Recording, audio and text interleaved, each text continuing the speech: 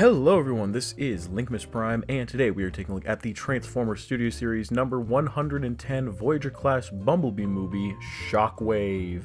And diving into the detail on Shockwave, there is so much going on here that I simply just love. The accuracy of this figure is simply immaculate, and I am all here for it. Taking a look at the sculpting, we have a lot of great mechanical detail and panel lining detail that looks sharp and doesn't get lost in the mold at all. His skeleton is primarily built upon the same body as Optimus Prime, but still has its own individuality. I mean, does Optimus have that absolutely iconic, humongous omniboob?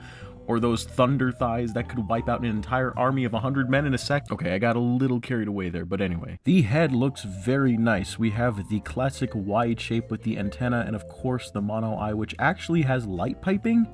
I don't think we've ever seen light piping on a Studio Series before, so that's actually really awesome. We get clear purple for the chest with some sculpted details on the inside, and I love how it looks. The proportions work very well for this design, and I would love to see a lot more of this down the line. Studio Series really knocks it out of the park with the Bumblebee movie Decepticons when it comes to accuracy. Now, talking about the paint, the base colors of this figure are primarily dark gray and purple, but in some areas we get a dark gunmetal silver on the knees, forearms, elbows, shoulders, and head, and for the parts that are molded in dark gray, we get purple paint on those areas. The thing that really brings this figure to life is the metal wash on some of these parts, and it really reminds me of a premium finish figure. And I'm pretty sure this is the only Studio Series Bumblebee movie Decepticon that actually has this, which is actually really cool. Other painted areas feature this bronze color, which looks really great. Also, for whatever reason, they printed an Autobot logo on his right forearm. I don't know why that's there. Maybe it's an animated reference. I don't really know. Overall, everything here is molded well, and the paint was not missed at all. The only accessory we get is his arm cannon, and it looks very good. It's molded in the same purple plastic and is painted over with gunmetal silver. And the amount of detail on this part alone is insane. This hose bit attaches to these ports on the cannon itself and on his back, and there are ports on both sides, and that's because it can be utilized on both sides, which is a cool touch. And to pop it into the arm, just untab the panel here, flip in the hand, and close it. There's a tab and a slot here, pop it on, and there you go. He is looking sick. Now, when it comes to Shockwave's articulation, we get some good stuff going on here. A ball joint in the head, which rotates all the way around, but is unfortunately limited due to how bulky and wide it is. The arms can move in and out, but there's a huge panel that kind of limits things. However, there is still great range here nonetheless. Full 360 at the shoulder, no bicep swivel, which people have had an issue with. Me personally, it's not a huge issue. Swivel and bend at the elbow, and a swivel at the wrist. Swivel at the waist, legs can kick forward and back all the way, as well as out to the side all the way.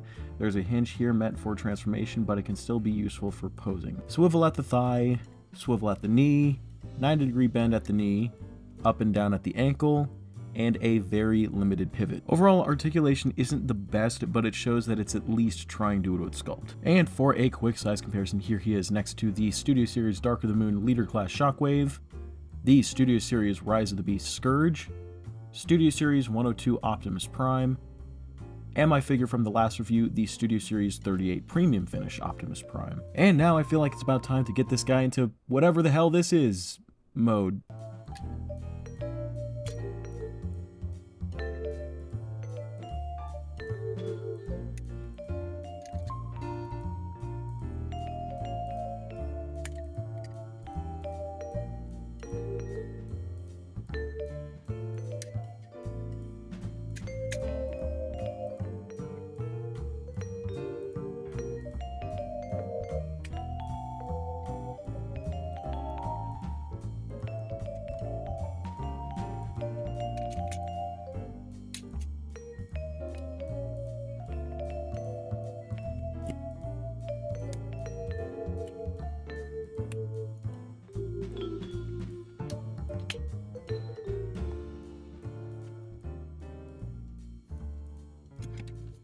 And after a very fun yet straightforward transformation, we have the vehicle mode, and this thing looks nothing short of awesome. Sure, it's just Shockwave doing a weird yoga pose, but it still does what it needs to, and I appreciate the obvious Transformers Prime Shockwave reference.